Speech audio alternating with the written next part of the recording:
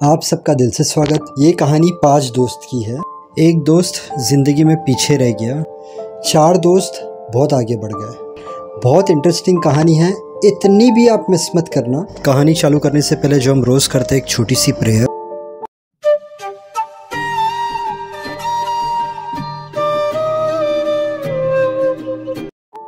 Bread, उसका एक 17 साल का लड़का है रॉय, उसकी वाइफ है मालिनी। ब्रेट एक नॉन प्रॉफिट ऑर्गेनाइजेशन चलाता है। सोशल मीडिया पे वो 2 लोगों को मिलाता है, एक अमीर लोग जिन्हें डोनेट करना है। कहाँ पर ऐसी ऑर्गेनाइजेशन है जो लोगों की मदद करती है, चाहे अनाथ आश्रम हो, हैंडीकैप्ड चैरिटेबल ट्रस्ट हो, ब्लाइंड चैरिटेबल ट्रस्ट हो, और वो लोगों को एम्प्लॉयमेंट दिलाने में भी मदद करता है। उस ऑर्गेनाइजेशन से थोड़े पैसे निकाल कर स्टाफ को सैलरी देता है, प्लस उसका एक घर रहता है, छोटी गाड़ी रहती है। अब एक स्टाफ ब्रेट के पास आता है और कहता है कि मुझे रिज़ाइन करना है। ब्रेट कहता है रीज़न? तो कहता है मैं थक गया हूँ रोज़ लोगों को फ़ोन करना और कहना कि हमारी मदद करो, अगर आप पैसे वाले हो तो आप डोनेट कर सकते हो कुछ। अगर मैं यही टाइम मेरा दूसरी जगह पर डालूँगा तो मैं ज़्यादा पैसे कमा सकूँगा। अब ब्रेट ये सब बात सुनता है। रात में सोया होता है, उसे ख्याल आता है कुछ, और वो फ़ोन उठाता है। फ़ोन उठाने के बाद उसके जो 4 दोस्त हैं उनके फ़ोटोज़ देखते रहता है। पहला उसका फ्रेंड रहता है निक, जो हॉलीवुड का बड़ा प्रोड्यूसर बन गया है। दूसरा रहता है जेसन, जो एक कंपनी का CEO है और बहुत पैसे वाला आदमी है। तीसरा बिली, जो टेक कंपनी का मालिक है, जिसने अपनी कंपनी बेची और अब उस पैसे से एक आइलैंड खरीदा, बहुत ऐश कर रहा है। चौथा रहता है क्रैग फिशर। अब क्रैग जो है वो पॉलिटिक्स में है, उसने एक पॉलिटिक्स के ऊपर बुक लिखी थी, उससे वो और फेमस हो गया और वो टीवी पर आता है, उसके पास भी बहुत पैसा है। तो ब्रेट इन लोगों को देखकर सोचता है कि ये लोग कितने आगे निकल गए और मैं कहाँ पर हूँ। नेक्स्ट डे जैसे उसके लड़के का स्कूल ख़त्म हो गया है तो अब यूनिवर्सिटी में एडमिशन लेना है, तो उसे बॉस्टन जाना होता है अपने लड़के को लेके यूनिवर्सिटी सिलेक्ट करने के लिए। 2 यूनिवर्सिटी उन लोगों ने सोची होती है, एक हार्वर्ड, एक टफ्स। अब एयरपोर्ट पर लोग खड़े हैं इकोनॉमी क्लास के लिए। ये VIP क्यू से अपने लड़के को लेकर आगे जाता है और एयरपोर्ट स्टाफ को सिल्वर कार्ड दिखाता है। तो एयरपोर्ट स्टाफ कहता है ये VIP क्यू है गोल्ड कार्ड और प्लेटिनियम कार्ड वालों के लिए। उसका बेटा उसकी तरफ देखने लग जाता है। अब ब्रेट को लगता है मेरे बेटे के सामने मेरी इंप्रेशन ख़राब हो गई।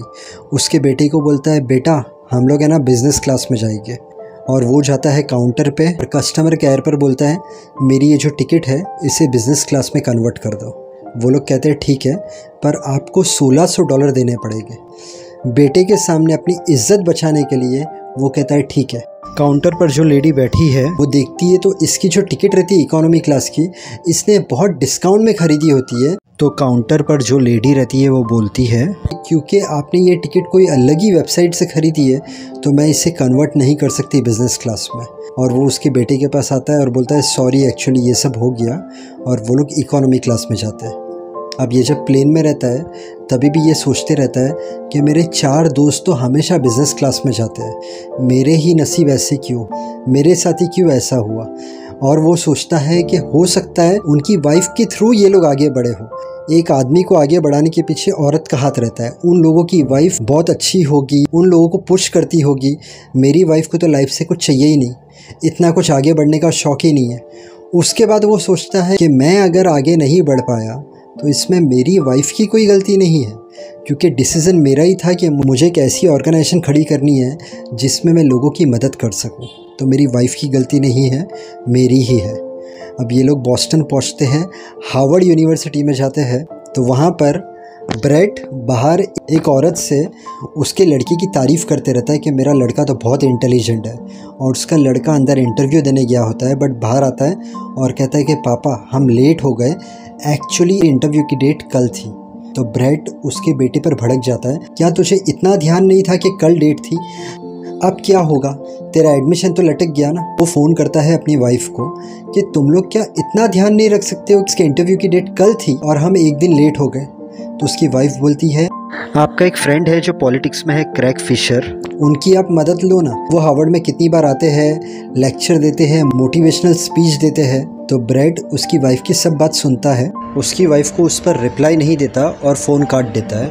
उसके बाद ब्रैड को ख्याल आता है कि जब वो क्रैग फिशर बहुत बड़ा आदमी बन गया था, तब न्यूयॉर्क में ब्रैड और क्रैग फिशर दोनों मिले थे। तब ब्रैड ने क्रैग फिशर से कहा था कि यार तू पॉलिटिक्स में आ गया, इतना बड़ा हो गया है, तो तेरे कॉन्टैक्ट्स के थ्रू मेरे ऑर्गेनाइजेशन की कुछ मदद करना, हमारे कुछ कॉन्टैक्ट्स बढ़ा ताकि हमें और थोड़े पैसे वाले लोग मिले जो डोनेट कर सके जिन्हें ज़रूरत है पैसे की, या लोगों को काम दिला सके।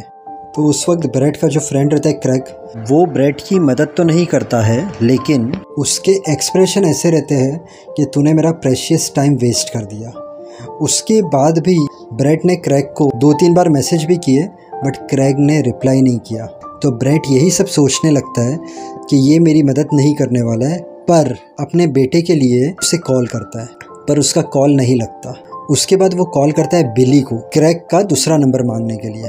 तो बिली उससे नंबर तो देता है, बट वो कितना अमीर है, कितनी गर्लफ्रेंड के साथ घूमता है, वो सब बातें करने लग जाता है और उसे कहता है कि थोड़े समय पहले ही मैं, जैसन, क्रैग हम सब मिले थे निक की शादी में। ब्रैड उसकी सब बात सुनता है, फ़ोन काटता है। उसके बाद ब्रैड सोचने लग जाता है निक, जैसन, बिली, क्रैग ये सब इसके चाइल्डहुड फ्रेंड है। अब जब निक की शादी हुई तो ये 4 फ्रेंड शादी में मिले, बट किसी ने ब्रैड को बुलाया भी नहीं। तब ब्रैड सोचता है क्योंकि मैं इतना पैसे वाला नहीं हूँ, इसलिए मुझे इन लोगों ने इनवाइट तक नहीं किया। ब्रैड का दिल टूट जाता है। अब बिली ने जो उसे नंबर दिया था उस पर कॉल करता है, तो उस पर भी क्रैग फ़ोन नहीं उठाता है। तो ये वॉइस मैसेज छोड़ देता है कि मुझे इमरजेंसी काम था, जब तो फ्री होगा तो कॉल करना। अब थोड़े समय बाद क्रैग का फ़ोन आता है ब्रैड को।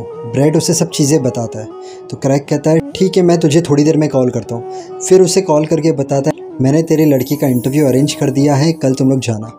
अब ब्रैड बहुत खुशी खुशी अपने लड़के के पास जाता है और कहता है इंटरव्यू का मैंने अरेंजमेंट कर दिया है, कल हम जा सकते हैं। वो लोग दूसरे दिन जाते हैं, उसका इंटरव्यू हो जाता है। उसके बाद ब्रैड का जो लड़का रहता है रॉय, उसकी फ्रेंड्स होती है, उन्हें मिलाता है उसके डैड से।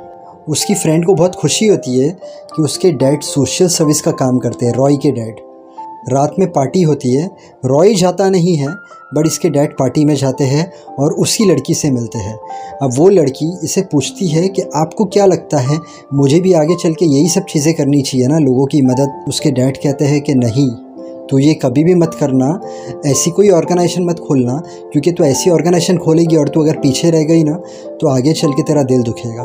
तो लड़की कहती है नहीं अंकल, आपको सिर्फ मैं एक ही बात बोलूँगी, आपने आज तक जिन लोगों की मदद की है उन लोगों की कितनी ब्लेसिंग मिली है आपको। ये एक छोटी सी बात सुनकर वो बहुत इम्प्रेस हो जाता है और उसे लगता है कि मैं कुछ ना कुछ तो ठीक कर रहा हूँ। उसके बाद एक जगह तो इसका इंटरव्यू हो गया, वहाँ पर उसे एडमिशन मिल भी जाएगा क्योंकि इंटरव्यू बहुत अच्छा गया था और लड़का भी होनहार था।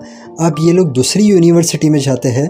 यूनिवर्सिटी रहती है टफ, और वही यूनिवर्सिटी में उसके डैड भी पढ़े होते हैं, ब्रैड। अब लड़के को टफ यूनिवर्सिटी भी पसंद आती है, बट जब रात में वो उसके डैडी से मिलता है तो उसके डैडी को बोलता है क्या मेरा एडमिशन कराने के लिए आपको कोई ऐसे आदमी से तो नहीं मिलना पड़ा जिससे आप बात नहीं करना चाहते थे। तो ब्रैड कहता है नहीं बेटा, मैं उसके बारे में कुछ गलत सोच रहा था, बट वो मेरा फ्रेंड अच्छा है, उसने आज मुझे डिनर के लिए भी बुलाया है। तो लड़का कहता है ठीक है पापा। अब ये इसके दोस्त से मिलता है, क्रैग से, रेस्टोरेंट के अंदर। दोनों की बातचीत होती है। उसमें सबसे पहले ब्रैड पूछता है निक कैसा है, तो क्रैग कहता है निक 1 नंबर का गे है, उसने शादी भी किया है गे से, उसकी लाइफ बहुत ख़राब है। ब्रैड बोलता है क्या?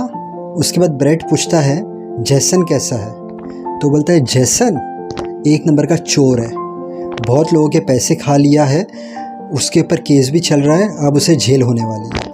तो ब्रैड बोलता है क्या बात कर रहे हो? उसके बाद ब्रैड बोलता है बिली तो अच्छा है ना, उसने उसकी कंपनी बेच डाला, अभी अय्याशी कर रहा है। तो बोलता है अय्याशी करने की एक लिमिट रहती है, इतनी अय्याशी कर रहा है कि या तो वो थोड़े दिन में मर जाएगा या तो रोड पर आ जाएगा। ब्रैड सोच में पड़ जाता है क्योंकि वो बहुत दुखी था इन लोगों की कामयाबी को देख के कि यार ये लोग कितने कामयाब है और मैं कहाँ पर हूँ। उसके बाद जो उसका फ्रेंड रहता है वो कहता है कि हम लोग निक की शादी में मिले थे, तो हम लोग तेरे बारे में ही बात कर रहे थे कि तू भी बिजनेस में लॉस में चला गया होगा, इसलिए छोटा मोटा नॉन प्रॉफिट ऑर्गेनाइजेशन खोल डाला है और बस उसे ही चला रहा है। तो ब्रैड सुनता है, ब्रैड कहता है ऐसा कुछ नहीं है, मैंने तो पहले से ही ये नॉन प्रॉफिट ऑर्गेनाइजेशन चालू किया है। तो उसका जो फ्रेंड रहता है वो कहता है वैसे तो कौन सी होटल में रुका है? तो ये होटल का नाम कहता है सनशाइन। तो क्रैग कहता है मैंने तो ऐसी कोई होटल सुना नहीं है। तो ब्रैड कहता है तूने मेरे लड़के का एडमिशन कराया उसके लिए थैंक यू सो मच, लेकिन एक्चुअली तो मेरे दोस्त कहलाने के लायक नहीं है। दोस्त लोग हैं ना, दूसरे दोस्त की बेइज्जती नहीं करते, मजाक नहीं उड़ाते, जलील नहीं करते। ऐसे बोल के ब्रैड निकल जाता है उसके घर पर। अब ब्रैड रास्ते में सोचता है मेरा लड़का भी अगर ऐसा निकला तो अभी उसका हार्वर्ड में या टफ में कहाँ पर भी एडमिशन हो गया और बड़ा होने के बाद हम लोग को भूल गया, तो उसके बाद खुद ही अपने आप को समझाता है कि तू इतना नेगेटिव क्यों सोच रहा है। ये सब चीज़ों में से बाहर निकल कि तू आज तक ये सोच रहा था कि वो लोग कितने कामयाब है, मैं कितना पीछे हूँ। देख, निक गे बन गया, बिली अय्याशी में चले गया, जेसन सबके पैसे चोरी कर लिया और क्रैग सबकी बुराई कर रहा है। तो उन सब से तो मैं कितना अच्छा हूँ, मेरा परिवार है, मैं खुश हूँ, मेरे ऊपर किसी की उधारी नहीं है, मेरा लड़का मेरी कितनी रिस्पेक्ट करता है, मेरी फैमिली कितनी अच्छी है। बट उसके दिल के अंदर एक ख्याल आता है क्या लड़का वाकई में मेरी रिस्पेक्ट करता है। होटल रूम में पहुँचता है और उसका मूड ऑफ रहता है। तो उसका लड़का बोलता है डैड क्या हुआ। तो उसके बेटे को सब चीज़ें बताता है। तो 17 साल का लड़का उससे बोलता है डैड देखो, आप ये जो चीज़ें सोच रहे थे ना, कभी मत सोचना। आप एक बहुत अच्छा काम करते हो, लोगों की मदद करते हो, आप हमसे प्यार करते हो और दूसरे की राय की हमें कोई ज़रूरत नहीं है। लोग तो अलग अलग चीज़ें बोलते रहते हैं। आपको अगर किसी की राय चाहिए तो अपने परिवार की राय जानना आपके लिए।